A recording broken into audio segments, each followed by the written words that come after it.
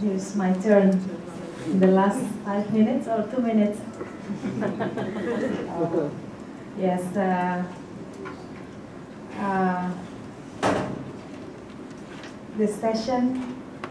This last session is about countering violent extremism through youth leadership in Middle East and North African countries, besides Southeast Asian countries.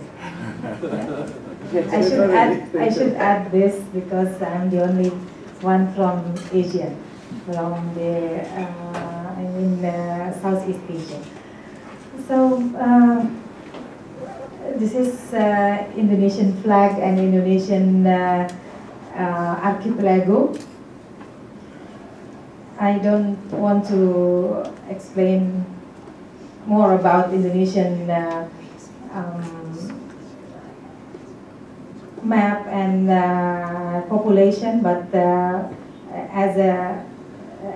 in brief, the population now more or less 250 million people, and Saji today have an information about the number of youth. It's fourth largest in the world. The fourth largest in the world. So it's a big problem in our country too, because we'll try to build our country now after the 13 years revolution ago. 13 years ago we have the revolution after getting rid of the old regime, or the regime of the new order, regime of Suharto. So we are now, this is the, I call it the optimistic session about Indonesia and about the world, I think, because nowadays we try to build our country and as for democracy, we are considered the third on top countries for democracy. So we have stakeholders. These are the stakeholders of the democracy. Besides the government, we have also political parties, religious communities, citizen initiatives, organizations of professionals, youth, and markets for the economic development. I'll tell you the secret of the development in Indonesia nowadays is that because we believe in this principle, diversity in unity, or unity in diversity. Unity in diversity, it's diverse. Unity in diversity, because we have more than 250 languages, different languages, more than 400 ethnic groups. So we have so many diverse things in Indonesia. Besides the archipelago, also it's difficult to imagine 17,000 islands in Indonesia. So it's difficult. But now I should refer to what's make us unite in Indonesia and the common ground we discovered as a nation of the country. It's called Pancasila. Pancasila means the 5 principles of Indonesia, and there is the symbol of eagle and the 5 principles inside. The first is the oneness of God, not the the oneness of God, and it should be believed, or everyone in Indonesia believed in God, whatever their religion, not just Islam, but the majority of the religion of the people, of the majority, but also other religions. Legally, we recognize 6 religions besides Islam: Christian, Catholics, Protestant, Confucius, Buddhism, and Hinduism. So by this common ground, we found that we can live together peacefully nowadays. It's not clear here. Yeah. This is our agenda for democracy, for political reform.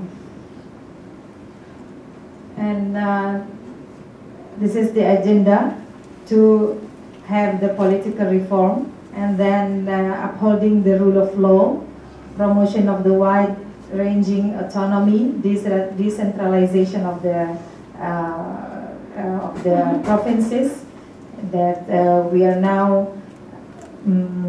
reorganize the relationship between the central government and the local government.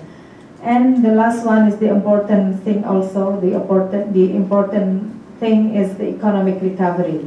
And all of the agenda are mutually reinforcing. Then, as for our, I'm not going to say that we are free from many troubles or problems, but these are the challenges of today in Indonesia. We have disaster management. We should have good disaster management so that we can survive. And these are the challenges about, I won't read it, okay, thank you. I won't read it all, but this is our problems. About next the bottom billion, because we have population, and many of them are like 13% of the population are undergraduate, under the level of poverty level. So some solutions we have made for development. There should be awareness of our own strength. I think this is also important for the other region, that we have to know our own strength, to go through the problems and to have the things, to fix things in the domestic level. So we have also should have educational reform,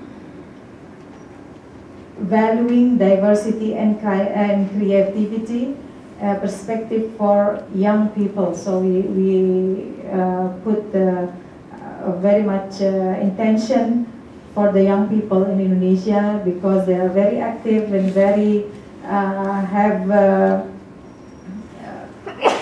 good chance to be involved in the development process. And this is the implementation of the agenda of reformation. We didn't call it revolution anymore, because since the regime was collapsed, we call the situation as reformation, so that we are optimistic to have development right away after the revolution, not having more conflicts. And this is the democratization process. I'd like to show to you this slide, because this is important to have the where to put the civil societies, organizations, and youth in the democratization process. We have now, until now, 6 presidents, 5 pictures, but for the second on top is the both president are in there. And we have also women president Megawati, who was, and she was the president during, before Susilo Bambang Yudhoyono nowadays. I think this is about youth, internalization youth as prioritization in the national development agenda. This is the agenda recognized by the UN for youth, and we add things also according to the situation in Indonesia. We have 15 programs for the youth. I think it is our duty to empower youth so that they can build the future of our world. And as a recommendation, sorry, Jenny. Because we have many regions talked about, so my recommendation is to have sincere dialogue to solve many problems, and not just having dialogue without any resolution. So we should have sincere dialogue, and then real peacemaking, not just half and half, and then mutual respect. And what we learned about from Indonesia, and don't forget the history of our respective countries, because like Indonesia, we have in the previous time we have Hindu history or Hindu civilization. We don't forget that, even it last or it went long time before. And the readiness to build the world and just country or justice in the country. And then through my hope is through the civil society network for human security that initiated by the Global Partnership for the Prevention of Armed Conflict, and Cordaid and the UN also, so we can do better for the world. Thank you very much.